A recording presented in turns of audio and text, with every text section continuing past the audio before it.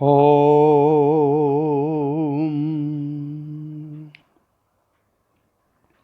गुरुर्ब्रह्मा गुरुर्विष्णु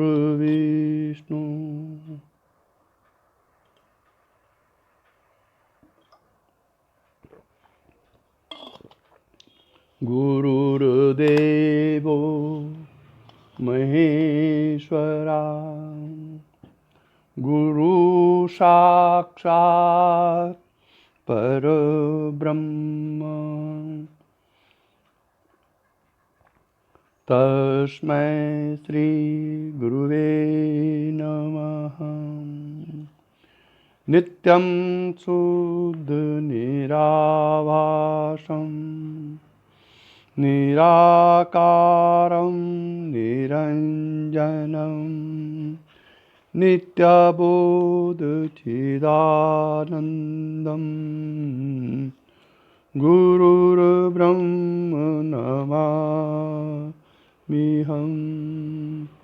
गुरुर्ब्रह्म नमाम्यहं। यस्य पादप्रभादस्ता प्रपञ्चो भाति भासुरा तमहं सद्गुरु वन्दे पूर्णानन्दचिदात्मकम्। ॐ अपार संसार समुद्र मध्ये सम्मज्जतो मे शरणं किमस्ति। अपार संसार समुद्र मध्ये सम्मज्जतो मे शरणं किमस्ति। गुरो कृपालो कृपया वदेत विश्वेशपादा भुजदीर्घनौका। गुरो कृपालो कृपया वदेत विश्वेशपादा भुजदीर्घनौका। बद्धो हि को यो विषयानुरागी को वा विमुक्तिर्विषया विरक्ति। को वास्ति घोरो नरकास्वदेह तृष्णाक्षया स्वर्गपदं किमस्ति। तृष्णाक्षया स्वर्गपदं किमस्ति। तृष्णाक्षया स्वर्गपदं किमस्ति।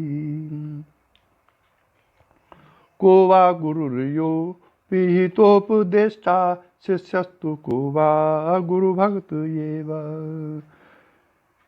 को दीर्घरोगो भवयेव साधो किम औषधं तव विचारयेव। को दीर्घरोगो भवयेव साधो किम औषधं तव विचारयेव। भगवत स्वरूप सद्गुरुदेव श्री देवेंद्र विज्ञानी जी महाराज के चरण कमलों में प्रणाम करते हुए इस परंपरा के सभी साधकों की आध्यात्मिक उन्नति की प्रार्थना श्री चरणों में करते हुए स्वामी विष्णु तीर्थ महाराज जी की सौंदर्य लेह पर लिखी हुई टीका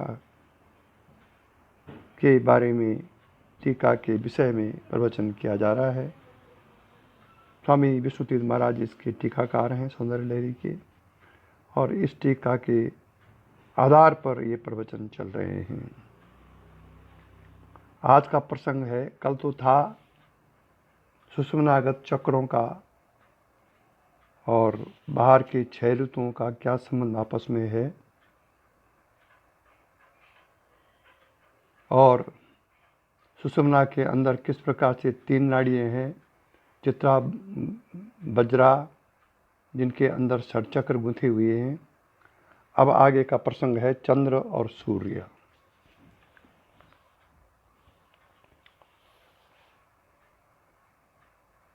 अनाहत चक्रस्थ सूर्य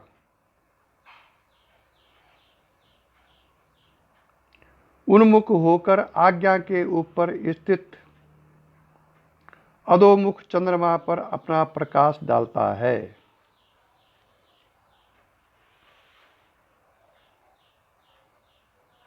जिस प्रकार से ब्रह्मांड में सूर्य और चंद्रमा हैं, उसी प्रकार से पिंड में भी सूर्य और चंद्रमा है। उसको कहा गया है अनाहत चक्र में सूर्य और आज्ञा चक्र के ऊपर चंद्रमा। तब दोनों के योग से चंद्रमा से अमृत स्रवणे लगता है। जब अनाहत चक्र का जो सूर्य है ऊपर की तरफ जब उसके कमल दल खिलते हैं तो अधोमुख चंद्रमा उस पर अपना अमृत रस डालता है। अनाहत चक्र के 12 पत्रों पर 12 आदित्य मतलब सूर्य और विशुद्ध चक्र के 16 पत्रों पर चंद्र की 16 कलाएं हैं।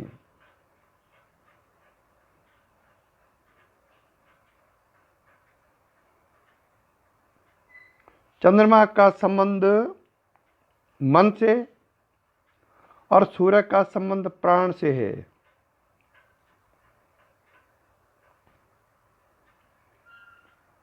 कहा है चंद्रमा मनसो जाता, चंद्रमा मनसो जाता, आदित्यो वै प्राणा, उपनिषदों में है ये।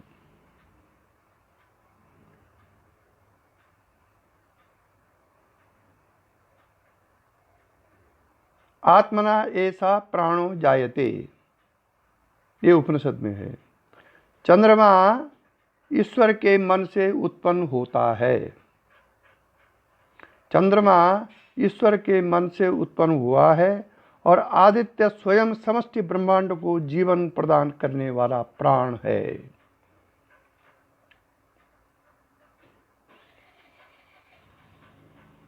और प्राण का उदय सीधे आत्मा से होता है।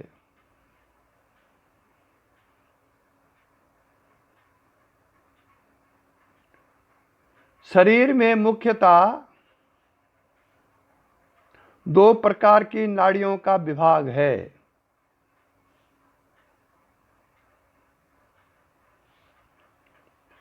एक प्रकार की नाड़ी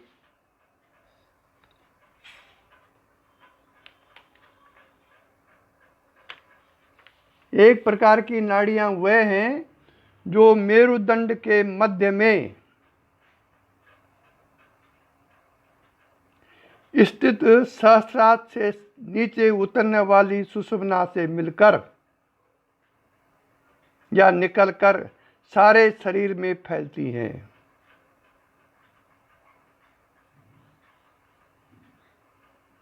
और सुषुम्नागत 6 चक्र उनके निकास के केंद्र हैं,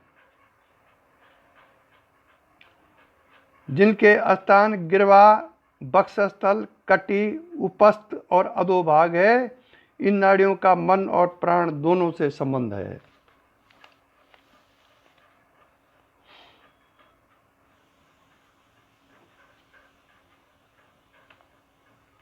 दूसरे प्रकार की नाड़ियां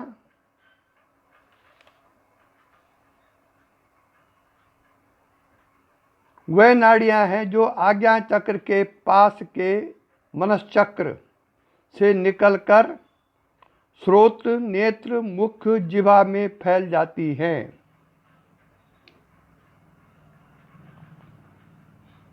और उनमें से एक कूर्म मतलब विशोदरी, उसका नाम वेगस नर्व, नीचे उतरकर गुदा तक फैली हुई है।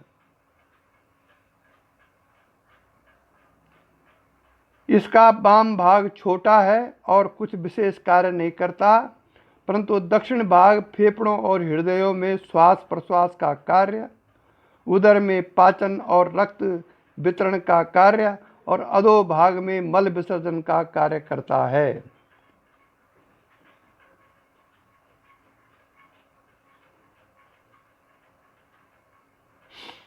पांच प्राणों की क्रियाएं इस नाड़ी से संबंध रखने वाली क्रियाएं हैं, जो मन के अधीन नहीं हैं और सोते जागते सदा अपना कार्य किया करती हैं। क्योंकि प्राण कभी सोता नहीं, मन सोता है, जागता है।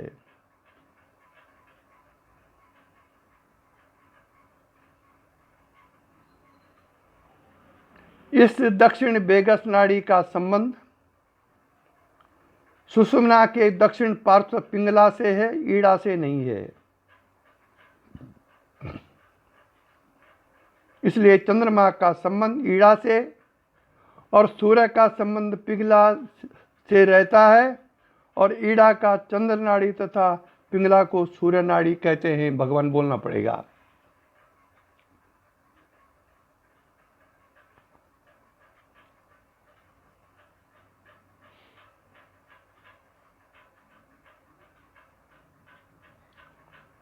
सूर्य की किरणों में प्रकाश, उष्णता और प्राण शक्ति अर्थात जीवन प्रद शक्ति की त्रिधा शक्ति होती है।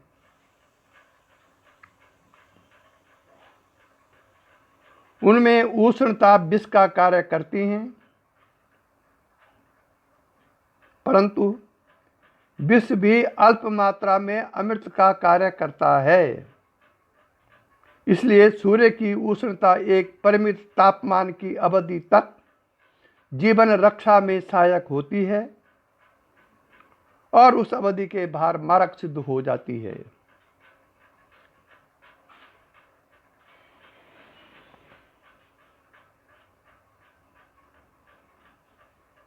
सूर्य की उष्णता को तो चंद्रमा स्वयं पान कर लेता है और प्रकाश तथा प्राण शक्ति को अमृत रूप में भूमि पर अपनी कलाओं द्वारा बरसाया करता है।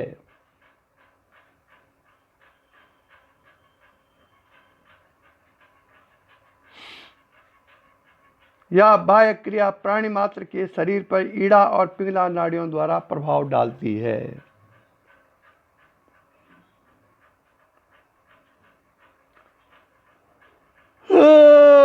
भगवान वासुदेव कृष्णा।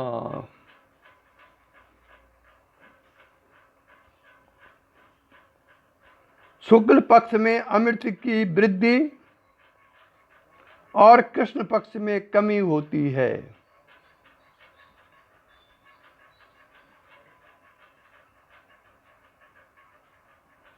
साधारण प्राणियों में अमृत का संचय नहीं होने पाता। अधोमुख अनाहत चक्र अपनी उष्णता से जब अमृत को सुखाता रहता है, इसलिए उसको विष की वर्षा करने वाला माना गया है।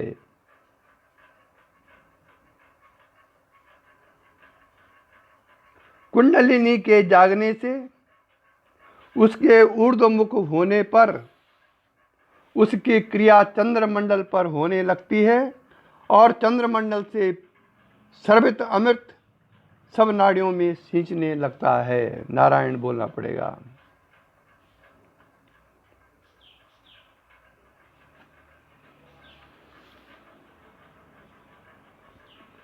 श्रीमद् भागवत के प्रथम स्कंद के 15वें अध्याय में 41-42 श्लोक संपूर्ण योग मार्ग के अनुष्ठान का बड़ा सुंदर वर्णन करते हैं।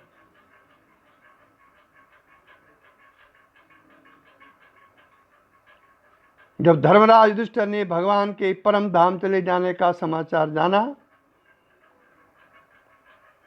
तो उन्होंने जिस कर्म से ब्रह्मात्मक्य करके उत्तराखंड की ओर प्रस्थान किया था, वह इस प्रकार है। क्या क्या था युधिष्ठिर ने उस समय? वाचम जुहाव मनसि तत्प्राणायतरे चतम मृत्यावपानम चोत्सर्ग तच्च पंचात्वेह जोहवित तृत्वे हुतात पंचत्वम अत्यचैकत्वे जुहोन्मुनि सर्वात्मन्या जुहीद ब्रह्मण्यात्मान अव्यय। उस मुनि श्रेष्ठ युधिष्ठिर ने वाणी को मन में आहुति दी, वाणी की मन में आहुति दी और मन को प्राण में, प्राण की अपान में और उत्सर्ग सहित अपान की मृत्यु में और मृत्यु की आहुति पंचत्व में दी।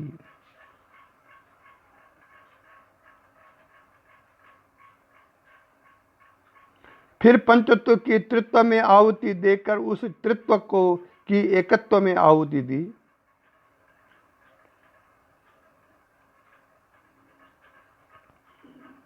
इस प्रकार सबकी आत्मा में आहुति देकर आत्मा की आहुति अव्यय ब्रह्म में दी, अर्थात मौन धारण करके और मन को संकल्प विकल्प रहित एकाग्र करके वाणी को मन में लीन कर फिर मन का प्राण से और प्राण का अपान से योग किया और तीनों सुषुम्ना द्वार से प्रविष्ट करके मृत्यु को जीत लिया। मानो मृत्यु के षटचक्र भेद द्वारा पंच तत्वों के भेद में लीन कर दिया।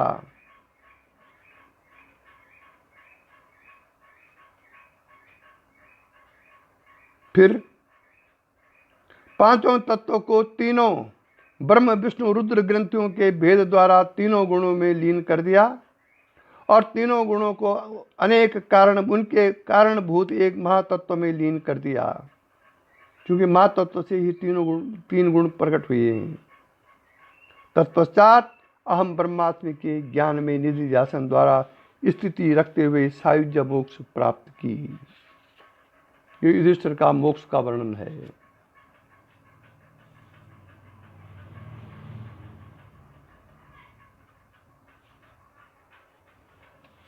ओम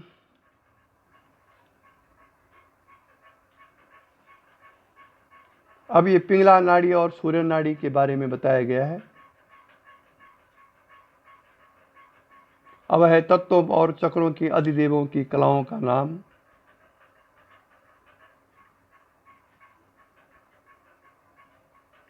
ये तो सभी जानते हैं, बहुत लंबा प्रकरण है ये,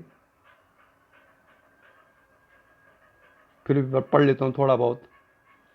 मणिपुर में अग्नि की 10 कलाएं सारे शरीर के व्यापार को धारण किए हुए हैं।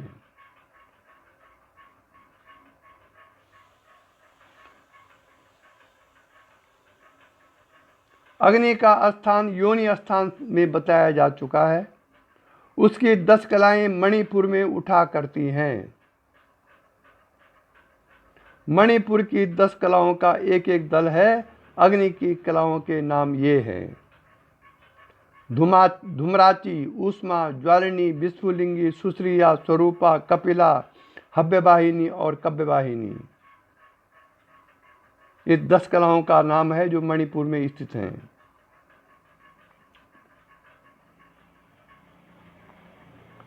अनाहत चक्र में 12 दल सूर्य की 12 कलाएं हैं।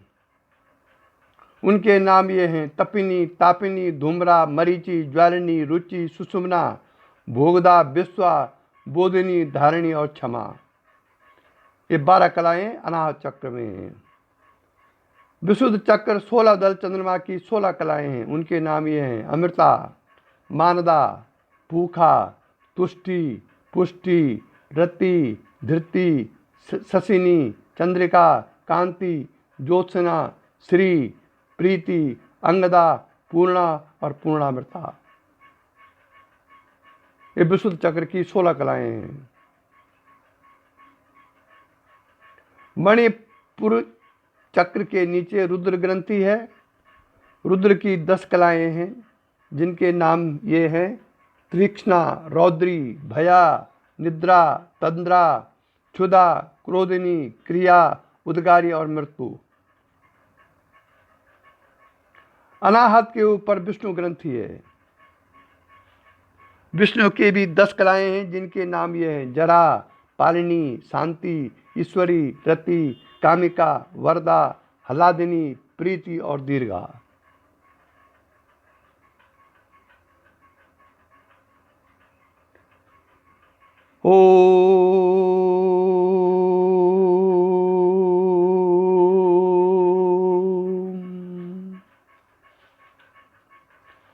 आज्ञा चक्र के ऊपर ब्रह्म ग्रंथि है। ब्रह्म की 10 कलाएं ये हैं: सृष्टि, रिद्धि, स्मृति, मेधा, कांति, लक्ष्मी, धुति, स्थिरा और सिद्धि। ये ब्रह्म की 10 कलाएं हैं। तीनों के मध्य 4 रंग की दीप शिखा तुल्य ईश्वर कला है, जिसके रंग पीत, श्वेत, अरुण और कृष्ण हैं। इसका स्थान हृदय में है।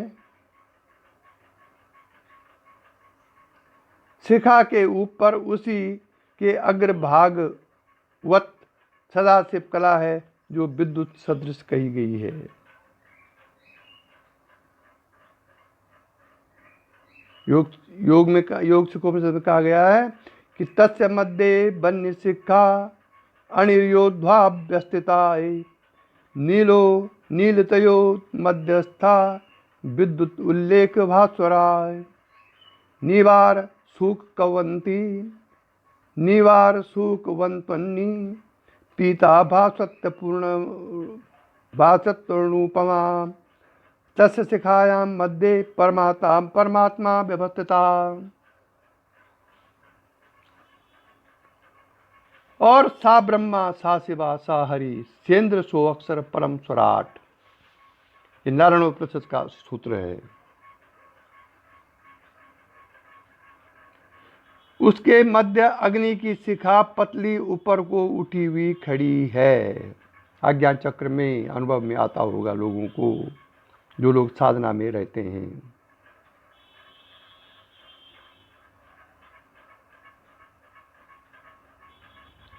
जो नीले मेघों में विद्युत रेखा के सदृश चमकती है, वह निवार सूख के सदृश पतली पीतवर्णा अणु के सदृश चमकती है। उसकी शिखा के मध्य में परमात्मा विराजता है। वही ब्रा शिव हरि इंद्र और परम सुराट अक्षर ब्रह्म है।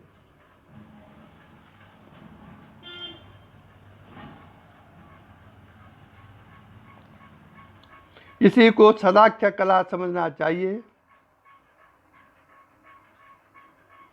सदाख्य तत्व की 16 कलाएं हैं, जिनके नाम इस प्रकार से हैं: निवृत्ति, प्रतिष्ठा, विद्या, शांति, इंदिका, दीपिका, रेचिका, मोचिका, परा, सूक्ष्मा, सूक्ष्मामृता, ज्ञाना, ज्ञानामृता, आपज्ञिनी, व्यापिनी और व्योम रूपा। सब कलाओं का योग 88 होता है।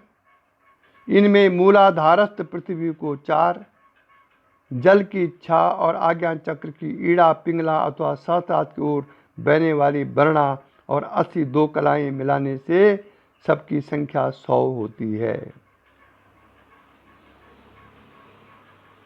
ये सब भगवती कुंडलिनी देवी की ही कलाएं हैं। मूलाधार से उठकर सारे कुलपथ में उक्त कलाओं के विविध रूपों में प्रकाशित होती हुई कुंडलिनी शक्ति सहस्रार्थ में अपने पति शिवजी से जब मिलने जाती है, तब मानो अनेक श्रृंगार करती है। ये सब अच्छे साधकों को प्रैक्टिकल अनुभव होता है, जो कुछ स्वामी जी ने इस सौंदर्य लहरी में विश्लेषण किया है।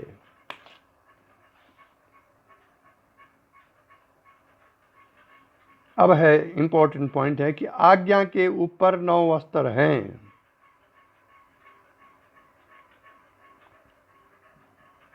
अधिकतर हमको पता चलता है कि आज्ञा के ऊपर सहस्रार्थ है, लेकिन वास्तव में आज्ञा के ऊपर भी 9 अस्त्र हैं।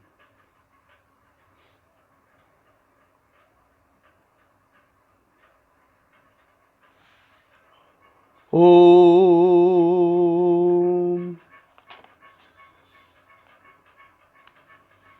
आज तो खैर ये अनुभव स्वप्न हो गए हैं, क्योंकि ना ऐसे गुरु रहे और ना ऐसे शिष्य रहे।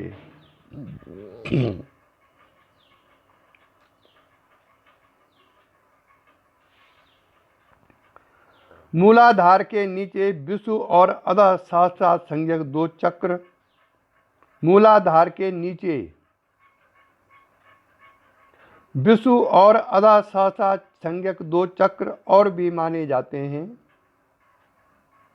और आज्ञा के ऊपर बिंदु, अर्धेंदु अथवा अर्धचंद्रिका, ध्यान दें सुशांत उड़ीसा वाले, मूलाधार के नीचे विषु और अधः सहस्रार चक्र, अधः सहस्रार संज्ञक 2 चक्र और भी माने जाते हैं। और आज्ञा के ऊपर बिंदु, अर्धेंदु अर्धेंदु मने आधा चंद्रमा अथवा अर्धचंद्रिका, निरोधिका, नाद, महानाद अथवा अस्त्रों की 5-5 कलाएं 5 महाभूतों के अनुसार हैं। ये आज्ञा चक्र के ऊपर हैं। नादांत में वाच्य वाचक का भेद लीन हो जाता है। जब नाद का अंत होता है तब न वाच्य रहता है न वाचक रहता है। नाद को वाचक अर्थात शब्दात्मक समझना चाहिए। उसके 5 स्तर 5 तत्वों के योग से उत्पन्न होने वाले शब्द कहे जा सकते हैं। नीचे के 3 स्तर रूपात्मक हैं। निरोधिका में रूप का निरोध हो जाता है।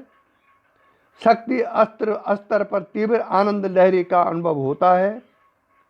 व्यापिका पर शून्य स्थान है। इसका वेद दिव्यकरण की विशेष क्रिया द्वारा होता है। समनी में सस्मिता समाधि और उन्मनी में उन्मनी अवस्था होती है। इन स्तरों को पातंजल योग दर्शन के अनुसार निरोधिका पर निवर्तक, नादांत पर निर्विचार, व्यापिका पर सानंद और समनी पर सस्मिता संप्रज्ञा समाधियों का स्तर समझा जा सकता है।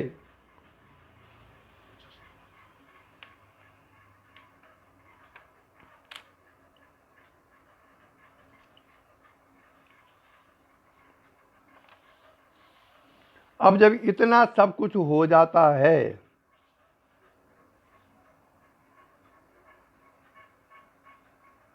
तब क्या होता है, इसको समझिए।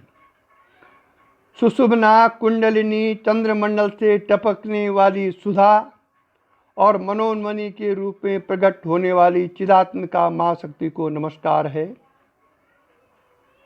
सुषुम्ना सामवी शक्ति है और शेष अन्य सब नाड़ियां निरर्थिका हैं। तालोमूल अर्थात छठे लंबिका स्थान पर परमानंद स्वरूपणी हिरिलेखा हिरिन शक्ति व्यवस्थित है। वहां पर ब्रह्मरंध्र में निवास करने वाली पराशक्ति का उच्चारण करना चाहिए।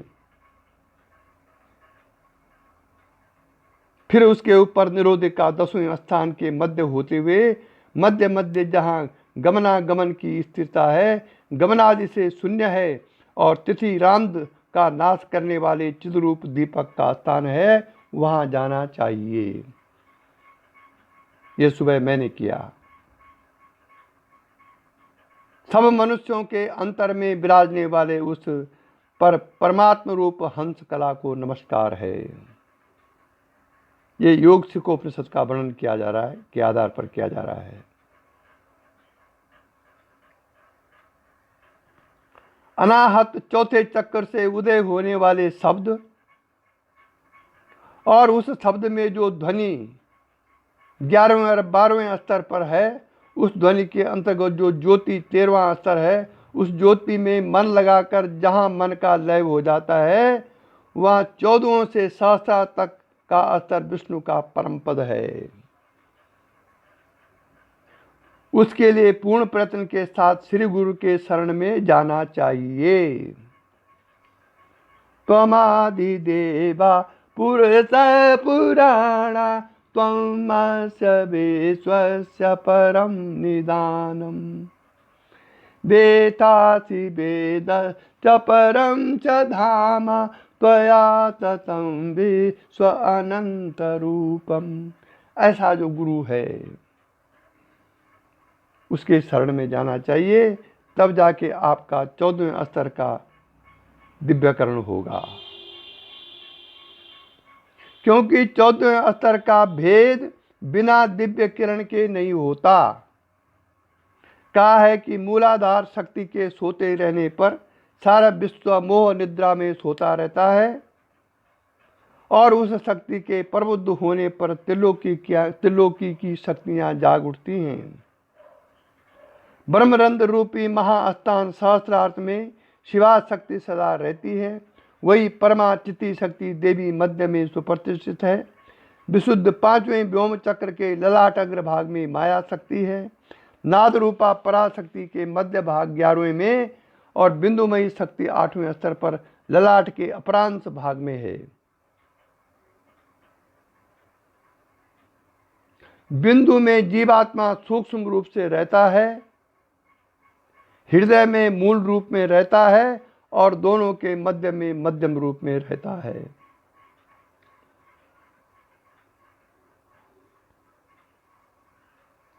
इस प्रकार से मूलाधार से लेकर सहस्रार तक 14 चक्र का वर्णन इस सौंदर्य लहरी में किया गया है और ये अनुभूत विषय भी है।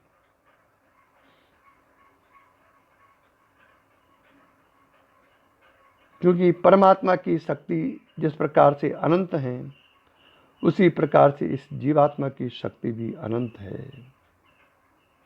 ये तो परमात्मा का अंश है जो हमारे शरीर के अंदर आ गया है और शरीर में बुद्धि प्राण के कारण इसको जीवात्मा बोला गया है दोनों एक ही। आत्मा बोलो, जीवात्मा बोलो, परमात्मा बोलो, भगवान बोलो, ईश्वर बोलो।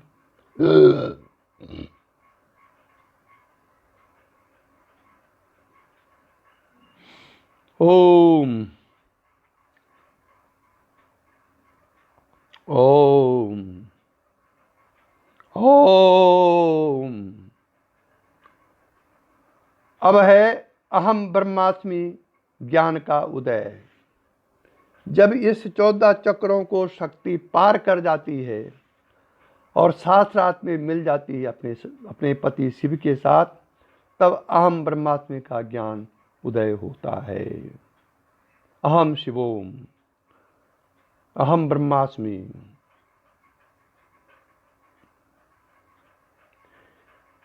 पूर्वोक्त अनुभव प्राप्त साधक को जो कुछ ऊपर वर्णन किया गया है 14 स्तरों का, ऐसे इस प्रकार के योगियों को फिर महावाक्यों के ज्ञान का उदय होता है। इसलिए अगले श्लोक में जो 22वां श्लोक है, भवानी त्वम पद से ज्ञान का उल्लेख किया गया है। अब एक ज्ञान का उदय हो गया। अब तक था योग, अब ज्ञान का उदय हो गया। 22वां श्लोक है, भवानी त्वं दासे मयि भीतर दृष्टिं सकरुणाम् इति स्तोतुं वाञ्छन् कथयति भवानी त्वमिति या। तदेवं त्वं तस्मै दिशसि निज सायुज्य पदवी मुकुंद ब्रह्मेन्द्र स्फुट मुकट नीराजित पदाम। हे भवानी,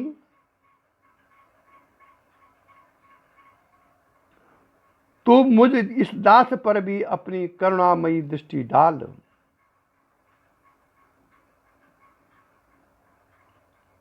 इस प्रकार कोई मुमुक्षु स्तुति करते से भवानी तुम मैं तू हो जाऊं। भवानी तुम का अर्थ क्या हुआ? मैं तू हो जाऊं।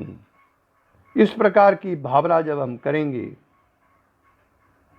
इस पद का उच्चारण कर पाता है कि उसी समय तू उसे निज सायुज्य पद प्रदान कर देती है। जिस पद की ब्रह्मा विष्णु और इंद्र भी अपने मुकुटों के प्रकाश से आरती उतारा करते हैं, अर्थात प्रणाम करते रहते हैं, ऐसी है वो चिति शक्ति, ऐसी है वो कुंडलिनी शक्ति। ओम।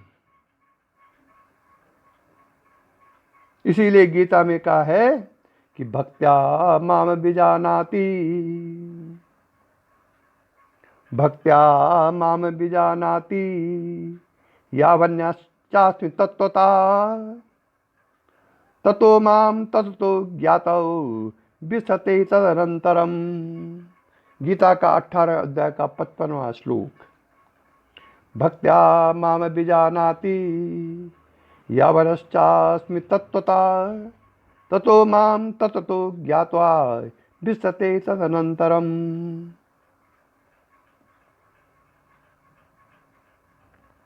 भाव यह है कि जो ईश्वरीय सकाम अनुष्ठान करने वालों को उन सुकृतों का फल देती है,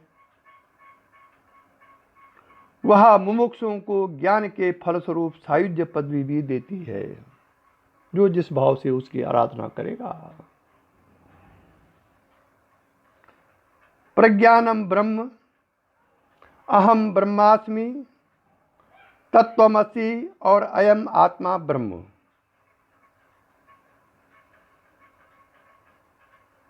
चार महावाक्य हैं। प्रज्ञानम ब्रह्म अहम ब्रह्मास्मि तत्वमसि और अयम आत्मा ब्रह्म। कर्मसार ऋक् यजुर और साम और अथर्व वेदों के चार महावाक्य जीव ब्रह्मज्ञ का लक्ष्य कराते हैं। गुरु शिष्य को पहले प्रज्ञान आत्मा का स्वरूप दिखाता है और फिर उपदेश करता है कि यह आत्मा ब्रह्म है और तू है और तू वही है। फिर शिष्य मैं ब्रह्म हूं का अपरोक्ष अनुभव करके उस पद में अपनी स्थिति रखता है, जिसको निधिध्यासन कहते हैं। उपदेश के श्रवण के पश्चात युक्तियों द्वारा समझने को मनन कहते हैं और तत्पश्चात नित्य आत्मस्थिति में रहने को निधिध्यासन कहते हैं।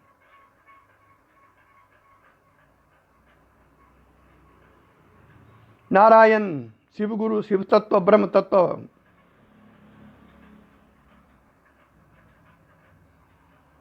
बड़ा अच्छा प्रसंग चल रहा है सौंदर्य लहरी में।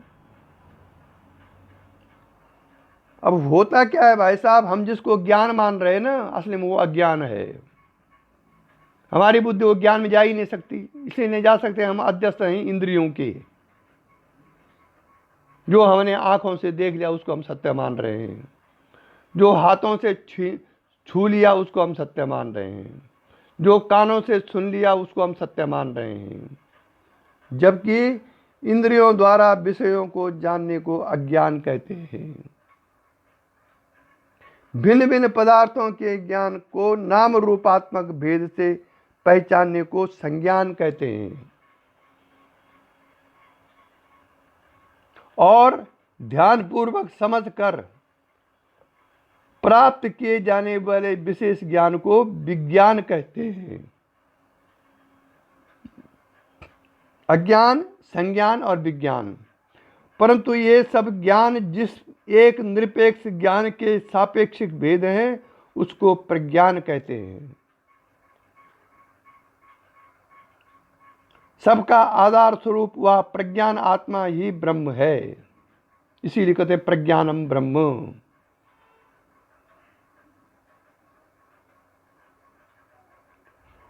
परमात्मा की उपलब्धि श्रवण मनन निधिध्यासन के द्वारा कालांतर में होती है।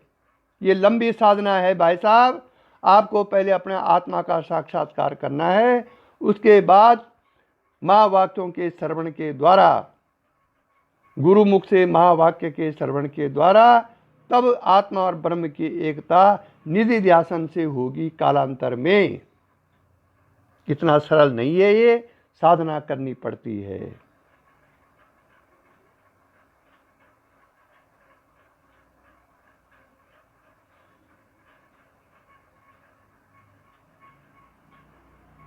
परंतु शंकर भगवतपाद इस श्लोक में कहते हैं कि जाने अथवा अनजाने भगवती की स्तुति करते समय जो कोई इस श्लोक की प्रथम पंक्ति के भवानी त्वम इतने ही पद का उच्चारण मात्र कर पाता है तो भगवती उसे सायुज्य मोक्ष दे देती है।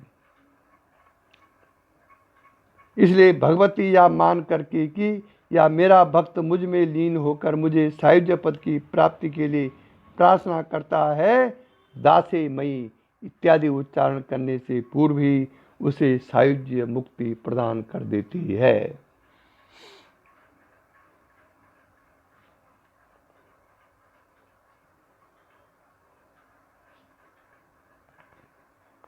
समाधि में समन्वय स्तर पर पहुंचकर योगी जो इच्छा करता है उसकी वह कामना पूर्ण हो जाती है।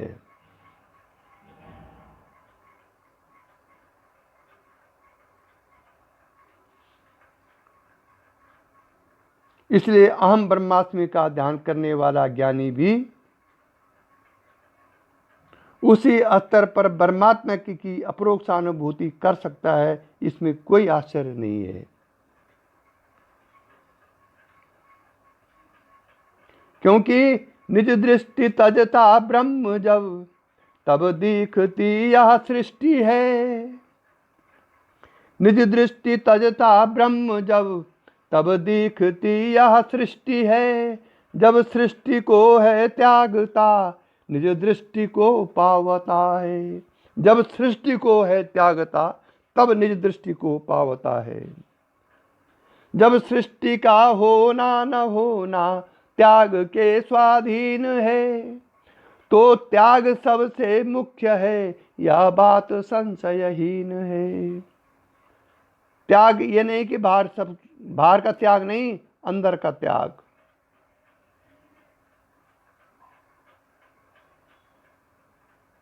मन के धर्म को त्यागो, बुद्धि के धर्म को त्यागो, इंद्रियों के धर्म को त्यागो, अहंकार के धर्म को त्यागो, संस्कार के धर्म को त्यागो, और सब त्याग करके फिर ब्रह्म में स्थित हो जाओ।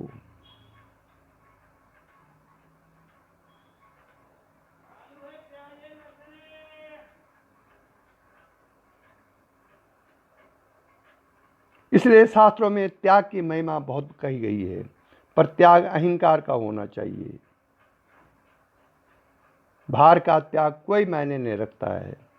अगर आपने बाहर त्याग किया और अंदर वैसे त्याग नहीं किया, तो फिर दुर्दशा होगी अध्यात्म में।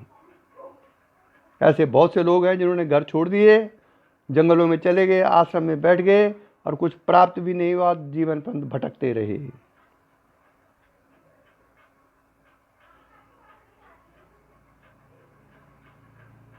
सायुज्य मोक्ष अन्य सालोक, सामीप्य और सारूप्य मोक्षों से ऊंची है। अर्थात सगुण ब्रह्म के लोकों में ब्रह्म भाव ऊंचा है, और इंद्रलोक, ब्रह्मलोक और विष्णुलोक उस पद से नीचे भी रह जाते हैं। जैसे कि भगवान ने गीता में कहा है कि त्वमेव चा आद्यम पुरुषाहम प्रपद्ये यथा प्रवृत्ति प्रसिता पुराणी, ततो माम ततो ज्ञात्वा विशते तदनंतरम। तमेव च आद्यम पुरुष प्रपद्ये यथा प्रवृत्ति प्रसिता पुराणी, अध्याय 15 का 4वां श्लोक। और फिर है दूसरी जगह का है कि ततो माम तत्तो ज्ञात्वा विशते तदनंतरम, अध्याय 18 का 55वां श्लोक।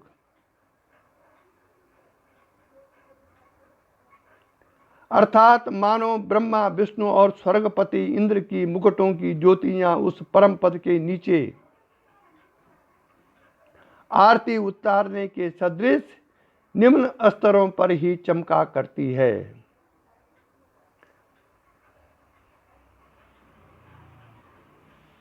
इसलिए किसी ने कहा है कि क्या मांगता है इष्ट से तू, इष्ट का भी इष्ट है।